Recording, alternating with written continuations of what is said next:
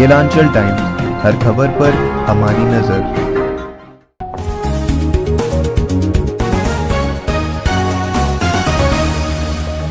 नमस्कार, स्वागत है आपका केलांचल टाइम्स में। मैं हूँ आपके साथ वंदना। ग्राम पंचायत को कुछ अधिकार मिले हैं जिससे गांव का विकास हो सकता है और ग्राम पंचायत का चुनाव होने वाला है। कहा जाता है कि लोकतंत्र में सबसे ज्यादा मुश्किल ग्राम पंचायत चुनाव ही है, क्योंकि क्षेत्रफल होते हैं कम और विरोधी होते हैं अपने ही। तो आइए देखते हैं खास पेशकश गांव की सरकार का। क्या नाम है आपका? मेरा नाम सैलसुता देवी है। ये कौन सा पंचायत है? ये रजौन पंचायत है। कुल कितने वार्ड हैं यहाँ पर? 11। आपका परिचय सर? मैं सैलसुता देवी का पति हूँ। मेरा नाम नारायण हरि है। आप मुखिया प्रतिनिधि भी हैं? मुखिया प्रतिनिधि जो हैं। यहाँ क्या क्या समस्याएं हैं? यहाँ स्कूल का समस्या है, रोड का समस्या है नल और नल जल योजना जो था वो तो अभी तक आया नहीं है। ये बहुत मतलब गंभीर समस्या है नल जल योजना का। जिसके पास नल नहीं है, चापाकल नहीं है, वो तो खैर दूसरे के यहाँ जाता है पानी पीने के लिए, तो लोग दुष्कार खाना पड़ता है उसको, इसलिए वो ज़रूरी है। स्वास्थ्य की क्या समस्या है यहाँ पर? स्वास्थ्य की समस्या तो लचर पचर है ही, और हॉस्पिटल लोग जाते हैं इसी आशा से कि थोड़ा दवाई दारू मिलेगा, लेकिन वहाँ तो दवाई मिलता नहीं है, सिर्फ डॉक्टर लिख देते हैं जो मन सो। उसके बाद जो गरीब है या अमीर है, अमीर का तो बात छोड़िए, गरीब आदमी जिसको खाने का कुछ ठार नहीं है उसको भी जाना पड़ता है जान बचाने के लिए। कर्ज भी हम ले करके भागलपुर जाना पड़ता है डॉक्टर, बड़े डॉक्टर को दिखाने के लिए। यानी कि अगर कोई गंभीर बीमारी से अगर ग्रसित होता है तो उसको भागलपुर ही एक लास्ट ऑप्शन? बस वही लास्ट ऑप्शन है। और उसमें कितने आदमी जान भी गंवा देते हैं नहीं रहने पर। आपके यहाँ क्या कोरोना से भी कोई लोगों की मौत हुई थी क्या? मेरे यहाँ कोरोना से मेरा एक जमाई ख़त्म हुआ। मेरा जमाई ख़त्म हुआ। नहीं, पंचायत की मैं बात कर रहा पंचायत हूँ। में कोई नहीं ख़त्म हुआ कोरोना से। पंचायत में कोई नहीं है? पंचायत में कोई पेशेंट भी आए थे क्या कोरोना से? ना, ऐसी तो पंचायत में से नहीं है। अच्छा, शिक्षा की क्या समस्या है यहाँ पर? शिक्षा की समस्या, जो मतलब पैसे वाले हैं वो अच्छा शिक्षा प्राप्त करते हैं बाहर जा कर के। जो गरीब आदमी है उसका बच्चा तो वही लोट-पोट करके स्कूल में जाते हैं, घसीट-फसीट के आते हैं, फिर शिक्षा का तो लचर पचर है। यानी कि यहाँ पे बेहतर शिक्षक का अभाव है? हाँ, बेहतर शिक्षा। तो सरकार द्वारा क्या पहल किया जा रहा है? सरकार के द्वारा शिक्षक का बहाली करें, उनका देख रेख करें, वो ठीक ढंग से काम कर रहे हैं कि नहीं कर रहे हैं, उनका देख रेख करें। आप एक भावी प्रत्याशी हैं, जनता अगर आपको चयनित करती है तो किन किन समस्याओं को आप सबसे पहले देखेंगे? सबसे पहले ग्रामीण नाली पर ध्यान देंगे। नाली का जो पानी रोड पर बहता है, आदमी अक्सर लोग गिर जाते हैं उस पर, बच्चे लोग गिर जाते हैं, इसलिए नाली का निर्माण होना चाहिए। साफ़ सफाई भी होना चाहिए, जहाँ टूट फूट है वहाँ निर्माण होना चाहिए। स्वास्थ्य को लेकर के आप क्या करेंगे? स्वास्थ्य को लेकर के गरीब आदमी भागलपुर नहीं जा पाते हैं, इसलिए यहाँ ही स्वास्थ्य का उपलब्ध होना चाहिए। डॉक्टर, अच्छे डॉक्टर को यहाँ रखना चाहिए। और इसके लिए हम जो है MLA MP से भी बात करेंगे, उनसे अनुरोध करेंगे कि अच्छा डॉक्टर यहाँ दिया जाए, ताकि यहाँ के लोग गरीब तबके के आदमी जो हैं बाहर नहीं जा पाते हैं, उनका अच्छी से इलाज होना चाहिए। शिक्षा को लेकर आप क्या करेंगे?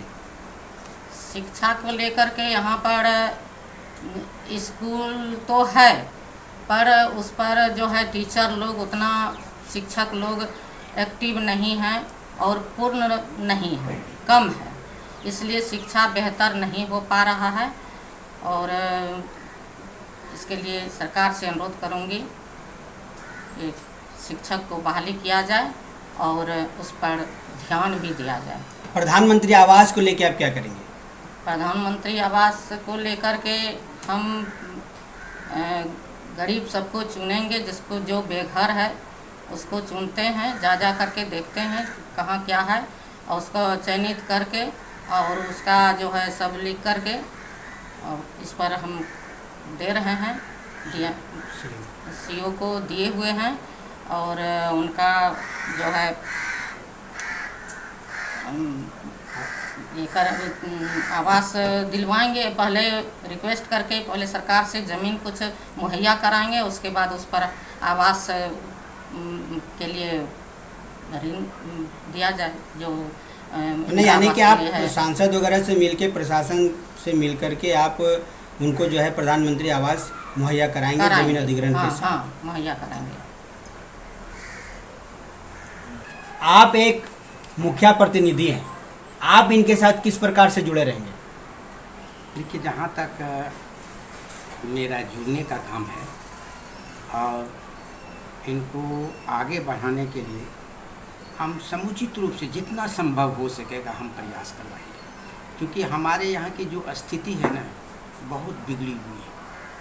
अब आप आए होंगे, नाले का पानी चारों तरफ फैला हुआ है, और इतना ही नहीं, वो आने जाने के क्रम में कई आदमी गिर भी जाते हैं। यही पोजीशन सड़क की भी है, वहाँ की भी स्थिति अच्छी नहीं है। हम लोगों ने कई बार प्रयास भी किया कि ये होना चाहिए, इनसे भी हम बराबर करवाते रहे हैं। ग्राम स्तर पर हर जगह चौपाल बनाया, चौपाल की स्थिति भी ग्रामीणों ने है ना ठीक से नहीं रखा है। जब कहते हैं तो पोजीशन ये आ जाती है कि दोनों के बीच हॉट टॉक हो, वाद विवाद बढ़े, लेकिन हम लोग उसको प्रयास चाहते हैं कि यानी कि आप समाज में मिल करके सबों से लोगों के हाँ। साथ और समाज के अनुसार आप इनका समर्थन करते रहे। जी हाँ।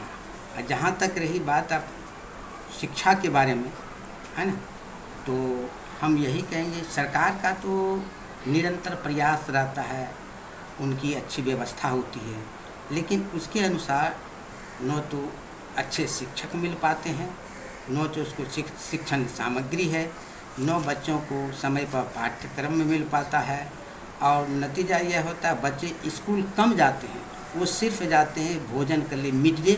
ज़्यादातर बच्चे जो है वो कोचिंग में जाते हैं। यानी आपके द्वारा ये कहा जा सकता है कि सरकार द्वारा जो मध्याह्न भोजन है वो एक ढकोसलापूर्ण कार्य है? हम ये नहीं कहेंगे कि ढकोसला है, लेकिन ये है जो समय पर उसको देना चाहिए वो समय पर उसको पढ़ाई के बाद दे या पढ़ाई के पहले दे, लेकिन बच्चों की पढ़ाई बाधित नहीं हो। 15 अगस्त के शुभ अवसर पर मैं सभी देशवासियों को,